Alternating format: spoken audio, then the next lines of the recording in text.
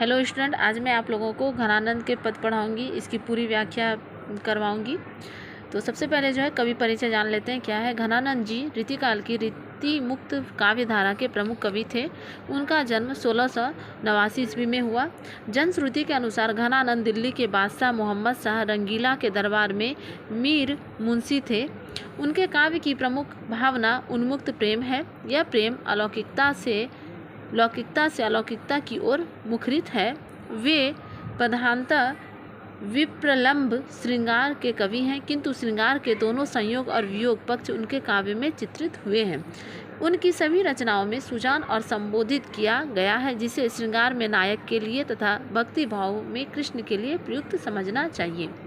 उनकी प्रमुख रचनाएं निम्नलिखित हैं: सुजान सागर, विरह लीला, सुजान हिति, प्रेम सरोवर, प्रीति पावस आदि। उनकी कविता में प्रेम का सहज, सरल और स्वच्छंद रूप दिखाई पड़ता है। उनका काव्य ब्रज भाषा में रचित है, जिसमें भाव रस का उत्कर्ष दिखाई पड़ता है। उनका काव्य कवित और सवैया छंदों में रचित है। विरोधाभास उनकी शैली का विशिष्ट गुण है। घनानंद की मृत्यु 1739 ईस्वी में हुई। अब चलते हैं पद खंड के तरफ। तो इसके पहले आप लोग जान लीजिए, ये जो पद है ये गोपियाँ और कृष्ण के विरह के भावनाओं को दर्शाया है कि कृष्ण के विरह में गोपियाँ की कैसी हालत होती है, उसके विषय में घनानंद जी बता रहे हैं।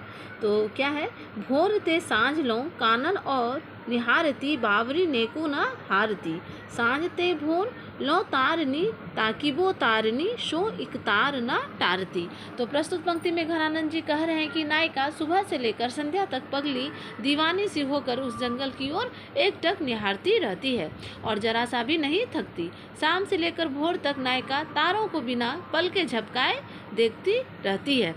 आगे है: जो कहूँ भाव तो दीठी, परे घन आनंद आ सुनी।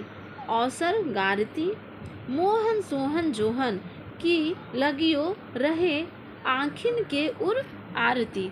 तो प्रस्तुत पंक्ति में कवि कह रहे हैं कि यदि नायक उसको दिखाई पड़ जाता है तो खुशी के मारे उसके आंखों में आंसू भर आते हैं, लेकिन नायिका अपने प्रियतम को देख नहीं पाती है, क्योंकि उसके आंखों में आंसू आने के कारण उनकी आंखें धुंधली पड़ जाती है और नायक से मिलने का जो इच्छा होता है उनके मन में वो अधूरी की अधूरी रह जाती है। अब आगे है: अति सुधो स्नेह को मार्ग है, जहाँ नेकु सया न बाक नहीं। तहाँ साचे चलें तजी आप नपो, झिझके कपटी जे निशांक नहीं। तो प्रस्तुत पंक्ति में कवि कह रहे हैं कि प्रेम का मार्ग अत्यंत सीधा और सरल है, इसमें थोड़ी सी भी चालाकी नहीं है। जो कपटी होता है, जिसके मन में संदेह होता है, वह इस रास्ते पर नहीं चल सकते हैं। जो अपने अहंकार का त्याग करता है, अर्थात सच्चा प्रेमी ही इस रास्ते पर चल सकते हैं। अब आगे है क्या कि घन आनंद प्यारे सुजान, सुनो यहाँ एक ते दूसरों आँख नहीं। तुम कौन धौ पाठी पढ़े हो लला, मन लेहूँ पै देहूँ छटांक नहीं। प्रस्तुत पंक्ति में अब घनानंद जी बोल रहे हैं: हे सुजान सुनो, प्रेम में एक ही अंक होता है, दूसरा नहीं होता। अर्थात प्यार देने का नाम होता है, लेने का नहीं। नायिका कृष्ण से कहती है कि हे लला, तुम कौन सी पढ़ाई पढ़े हो, तुमने तो मेरा मन ले लिया है, लेकिन बदले में तुमने मुझे अपने मन का एक भी छटा नहीं दिया। तो यहाँ पर छटा का मतलब मन भी है और यहाँ तौला भी गया है उसको कि 640 का एक छटांक होता है, जो कि गोपियों को नहीं मिला है। इस विषय में वो बोल रही है, कृष्ण जी को बता रही है।